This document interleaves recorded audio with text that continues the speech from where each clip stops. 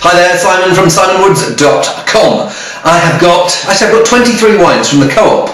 I don't know whether I missed one of their tastings recently, but these 2 cases of wine arrived, minus 1 bottle. It wasn't supposed to be in there in the first place, but anyway, there's a dozen reds, 6 whites, and then 5 other ones. So I've got the 6 whites to start with. First one, Ziel, Pinot Grigio, Chardonnay, Rhine, Deutsche Tafelwein. I think it's, 50-50, doesn't it say on the back? No, not really. But let's give it a whirl. Doesn't smell of all that much, smells simple. It's the sort of thing, if I do tasting notes, I've got IAW. It's a wine, really not much else you can say apart from that. It's about a $5. Can't complain really. I just find it a bit insipid.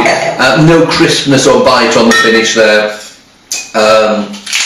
Yeah, a bit too soft and bland. Oh well. Let's see whether this one's any better. This is, instead of Pinot Grigio Chardonnay, this is Chardonnay Pinot Grigio from Hungary. 2009 vintage.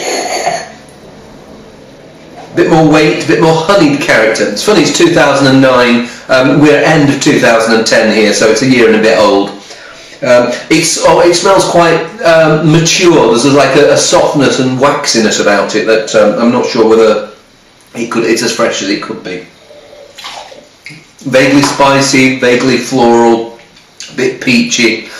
Better than the first one, but can't say it has me rushing out towards another sip of that. Let's see whether the Chablis is better. This Chablis, I might give my glass a quick rinse there. Chablis from a producer called Brocard. I did a Chablis video earlier this year and tasted through a range of their wines from Petit Chablis up to Grand Cru level, and it was pretty good from what I remember. Let's see whether this is as good as they were. Yeah, and there's a nice waxy bite here. It feels like it's going to be both fresher and fuller flavour, but still genuinely light to medium bodied. It feels like it's going to have quite a bit going on there, and yeah, it feels like I'm going to enjoy it more than I did the first 2. Lemon, bit of crunchy apple, some of that waxiness and lanolin edge. Maybe not quite enough of it to make it an incredibly classy wine, but it's on promotion till sometime in early January. It's down to £8, and at that price, fair enough. 13 quid, the regular price, maybe just a bit on the pricey side, because it's certainly not as good as some of the other Brocard wines I've had.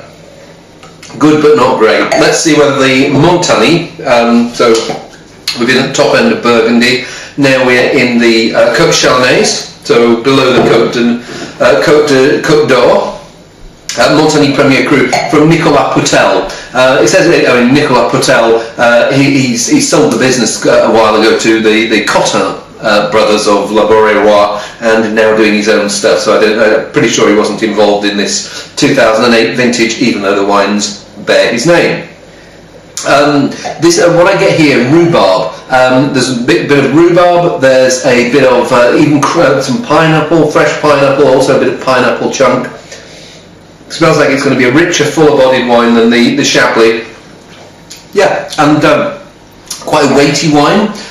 Not too weighty. It's got this fresh acidity, keeping all those pineapple chunk, slightly hazelnut and cashew nut flavours in check. Bit of creaminess.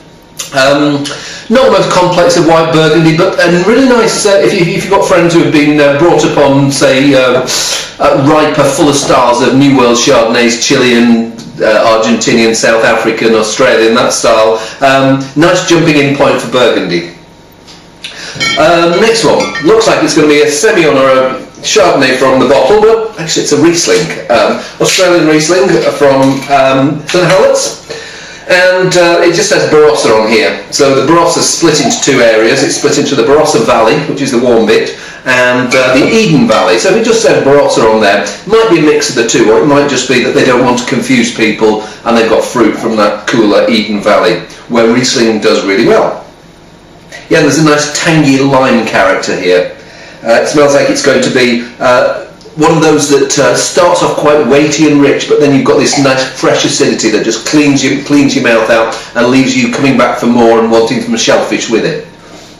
Ever so slightly confected, there's some of that lemon jelly cube character going on in there, but There's also this rich, limey, fresh character, which, nice wine. Again, not hugely complex, but I think they've got it reduced to about £6, and at that price you can't really complain.